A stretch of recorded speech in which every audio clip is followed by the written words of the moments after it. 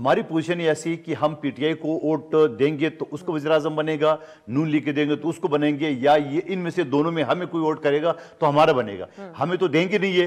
تو آپ مجھے بتا دو ہم اگر ووٹ نہیں دیں گے تو ہم کہاں کھڑے ہوں گے؟ اسمبلی کہاں کھڑی ہوگی؟ کیا حکومت بن سکے گی؟ یہ ٹیکنیکل سوال ہے.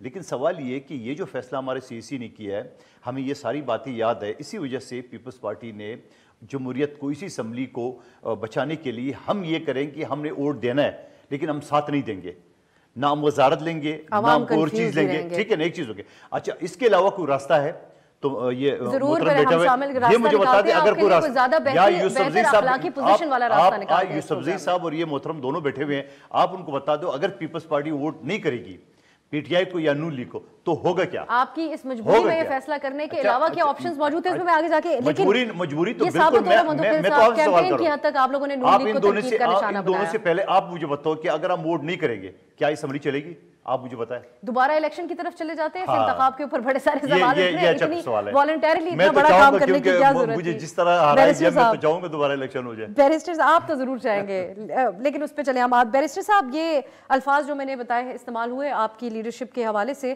لیکن ایک اور بھی آپ کا کارکن آج بہت دل برداشتہ ہے کہ میاں صاحب کو پوسٹر بوائے کے طور پہ استعمال کیا اور آخر شہباز صاحب کو پرائم منسٹر.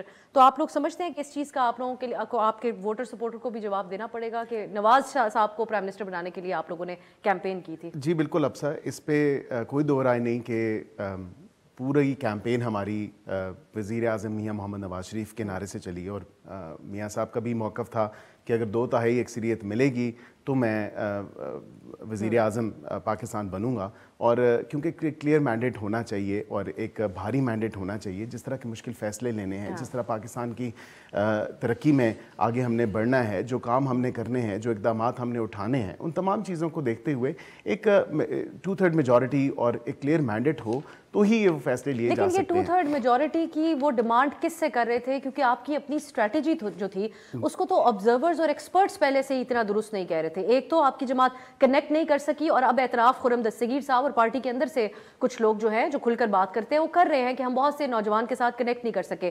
صرف آپ کے نشست کی بھی بات کی جائے تو انہوں نے آئی پی پی کو سپورٹ کے لیے سرور خان صاحب کو سپورٹ کیا، جن کے بیانات میاں نواز شریف صاحب کے حوالے سے آن دا ریکارڈ موجود ہیں، وہ بڑی سخت الفاظ میں ان پہ تنقید کرتے رہے. تو آپ نہیں سمجھتے کہ آپ لوگ ایک خواب بھی دیکھ رہے تھے کہ 2/3 ملے گی، اور آن دا فیس آف اٹ یہ سب تھا، آپ کو معلوم تھا کہ شہباز صاحب ہی ول اینڈ اپ بیکمنگ؟ دیکھیں ہماری تگ و دو تھی، ہم نے کوشش کی پارٹی نے کہ ہم یوتھ کے ساتھ کنیکٹ کریں، ینگ ووٹرز کے ساتھ کنیکٹ کریں، اور آئی تھنک پارٹی کو اب انتخابات کے نتائج کے بعد یہ ریئلائزیشن ہے کہ we'll have to connect with the youth, جو کہ 68-69% یوتھ ہے. وہ ٹک ٹاک فالوئنگ دیکھتی ہے، وہ سوشل میڈیا کی فالوئنگ دیکھتی ہے. ان کو شاید میاں محمد نواز شریف صاحب کے اتنے بڑے بڑے اقدامات، اتنے بڑے بڑے پروجیکٹس جو پاکستان پہ احسانات ہیں، اور جس طرح انہوں نے پاکستان کی ترقی جس طریقے سے کی ہے، خواہ وہ موٹر وے ہو، and I don't want to go into the details because جو بچہ آج اگر 2005 میں 2006 میں یا ایون 2002 میں پیدا ہوا، اس کو نہیں پتا کہ 99 میں کیا ہوا، اس کو نہیں پتا کہ 2000 میں کیا ہوا. And all of these things you know we'll have to go and look back in the history